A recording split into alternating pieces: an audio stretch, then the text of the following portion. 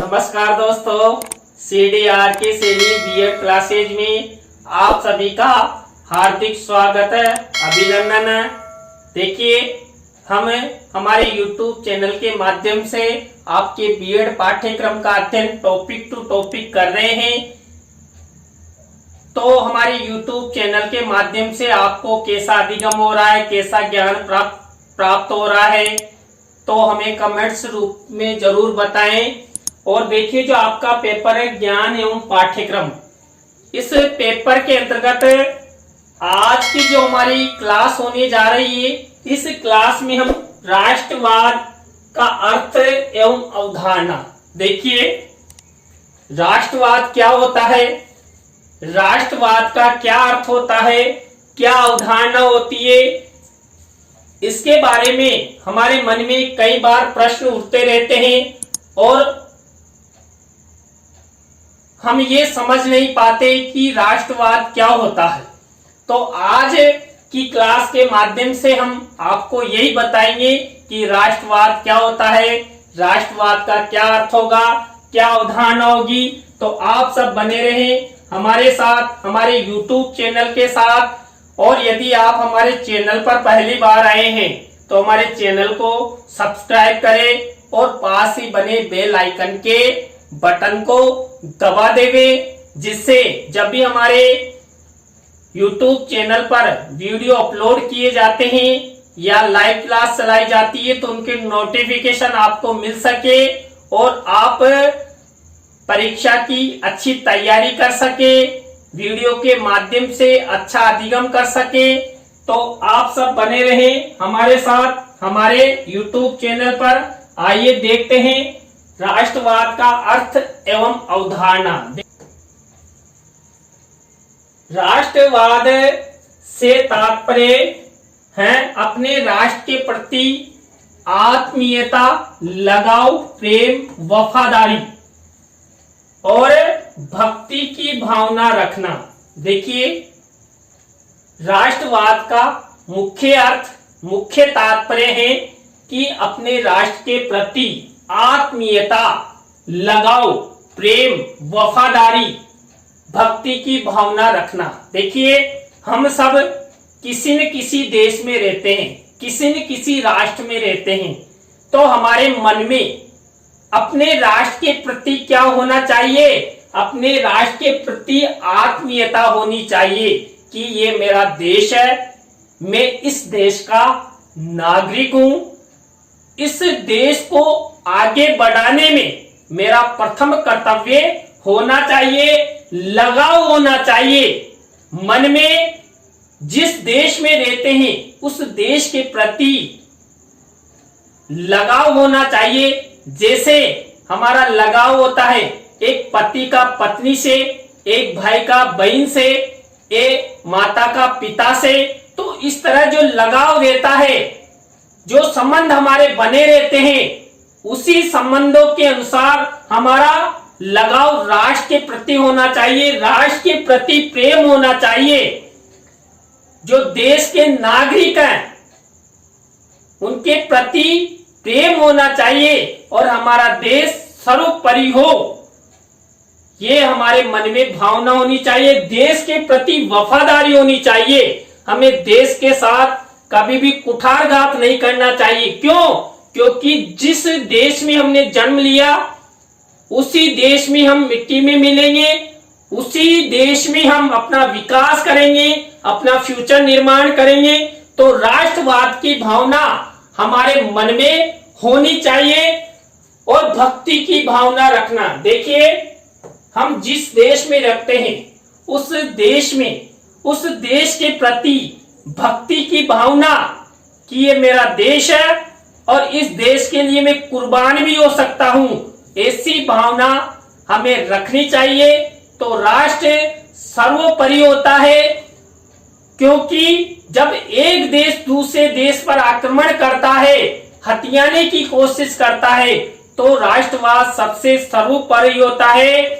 और राष्ट्रवाद की भावना के द्वारा ही हम अपने देश को सुरक्षित कर सकते हैं। और आप सब देख रहे हैं, हम अपने देश को विश्व में नंबर 1 बनाने की होड़ में हमारी राष्ट्रवाद की नीति बहुत अच्छी है और हम इसी तरह आगे बढ़ते रहेंगे तो हमारे मन में देश के प्रति क्या होगा, आत्मीयता बढ़ेगी, लगाव होगा, प्रेम होगा, वफादारी बढ़ेगी और देश प्रेम की भावना बढ़ेगी।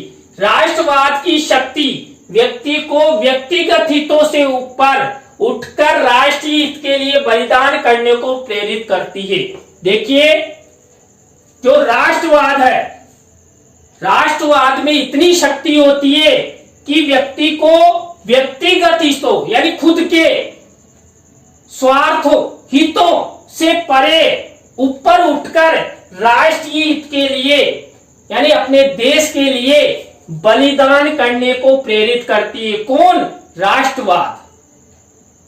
राष्ट्रवाद के द्वारा व्यक्ति अपने राष्ट्र को सर्वोपरि मानते हुए उस जब राष्ट्र की बात आती है तो चाहे हम कैसे भी हो लेकिन हमारा देश, हमारा राष्ट्र ऐसा होना चाहिए जो दुनिया उसके बारे में जाने समझे।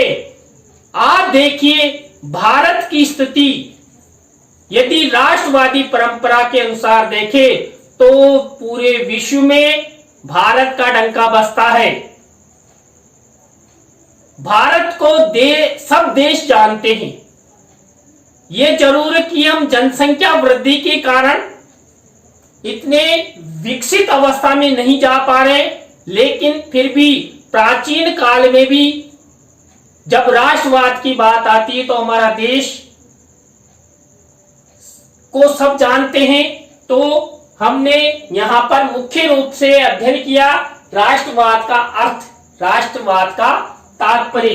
तो राष्ट्रवाद के अंतर्गत नागरिकों को एकता के सूत्र में पिरोती है। कौन? राष्ट्रवाद की जो नीति है वो नागरिकों को एकता के सूत्र में पिरोती है। देखिए, हम एकता के सूत्र में रहेंगे तब जाकर दूसरा देश हमारे देश पर आक्रमण नहीं कर सकता, हमारे देश की जमीन को हथिया नहीं सकता। देश की भाषा, उसके मूल्यों, परंपराओं, पवित्र ग्रंथों, आदर्शों से प्रेम कर उसे व्यवहार में लाने वाला राष्ट्रवादी कहलाता है। राष्ट्रवादी व्यक्ति वह कहलाता है जो देश की भाषा, देश के मूल्यों, देश की परंपराओं, देश के पवित्र ग्रंथों और देश के आदर्शों से प्रेम करता हुआ वो व्यवहार में लाए, अन्य देशों के सामने ये बताएं कि मेरा राष्ट्र सर्वोपरि है, मेरे देश में जो भाषा है वो सबसे अच्छी भाषा है, हमारे देश के जो मूल्य हैं सर्व देशों से सबसे अच्छे हैं, हमारे देश की परंपराएं आपके देश से अच्छी हैं, हमारे देश में जो धार्मिक ग्रंथ हैं आपके देश से अच्छे हैं, हमारे देश के जो आदर्श हैं आपके देश से अच्छे हैं। ये भावना रहती है तो वही व्यक्ति राष्ट्रवादी व्यक्ति कहलाता है, क्योंकि जो राष्ट्रवाद की नीति होती है उस राष्ट्रवाद की नीति में चाहे देश कैसा भी हो लेकिन देश को नीचा कभी झुकने नहीं दिया जा सकता। तो यही राष्ट्रवाद की नीति होती है। देखिए, राष्ट्रवाद के बारे में पंडित जवाहरलाल नेहरू ने अपने विचार व्यक्त किए। आप सबको पता है हमारे देश के प्रथम प्रधानमंत्री जिन्होंने बहुत लंबे समय तक हमारे देश पर प्रधानमंत्री पद को सुशोभित किया, तो उन्होंने राष्ट्रवाद की नीति के बारे में क्या कहा? राष्ट्रवाद एक विचित्र तत्व है जो एक और जीवन, विकास, शक्ति एवं एकता का संचार करता है। देखिए, पंडित जवाहरलाल नेहरू ने भी माना कि जो राष्ट्रवाद होता है एक विचित्र तत्व है जो एक और जीवन, विकास, शक्ति एवं एकता का संचार करता है। किसमें? राष्ट्र के नागरिकों में। लेकिन दूसरी ओर क्या करता है, दूसरी ओर ये संकीर्णता भी उत्पन्न करता है। कौन? राष्ट्रवाद।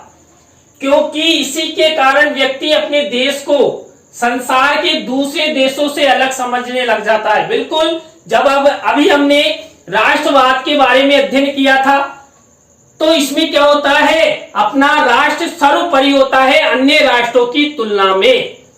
हमारे देश के जो मूल्य, भाषा, धार्मिक ग्रंथ, आदर्श, वो सब कुछ हमें प्यारे होते हैं, हम उनको मानते हैं और अन्य देशों से अच्छा हम समझते हैं उनको।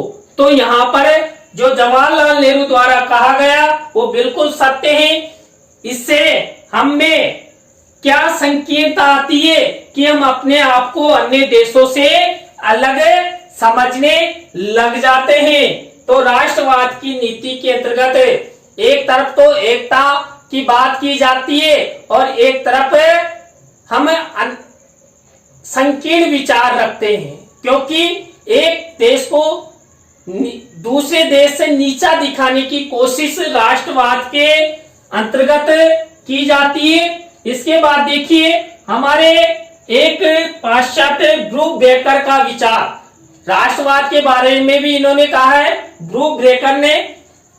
तो इन्होंने क्या कहा, राष्ट्रवाद ने पुनर्जागरण और विशेषकर फ्रांस की क्रांति से महत्व प्राप्त किया। देखिए, फ्रांस में एक क्रांति हुई थी राष्ट्रवाद के चलते।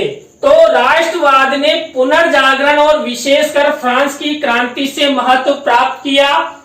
साधारण रूप से इसका अर्थ है कि देश के प्रति देशभक्ति से भी अधिक वफादारी रखना।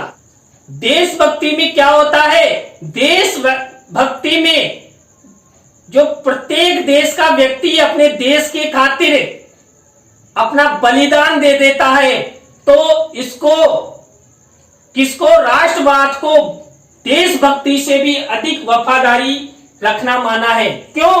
क्योंकि हम इसके अंतर्गत अपने देश की गलतियों को छुपाते हैं और देश को अन्य देशों के सामने अच्छा समझते हैं।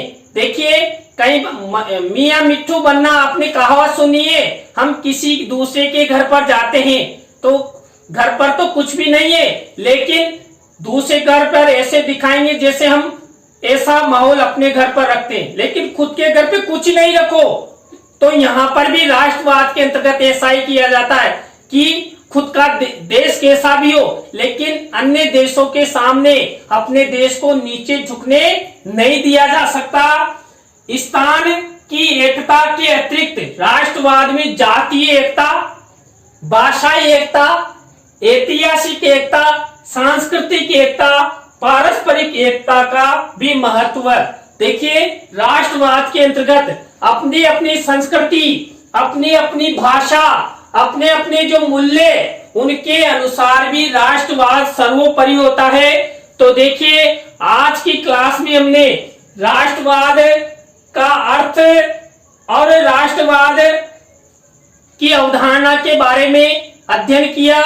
यहाँ पर दो विद्वानों ने राष्ट्रवाद के बारे में हमें बताया कि राष्ट्रवाद क्या होता है। तो नए टॉपिक के साथ हम आपसे फिर इसी समय मिलेंगे। बाय।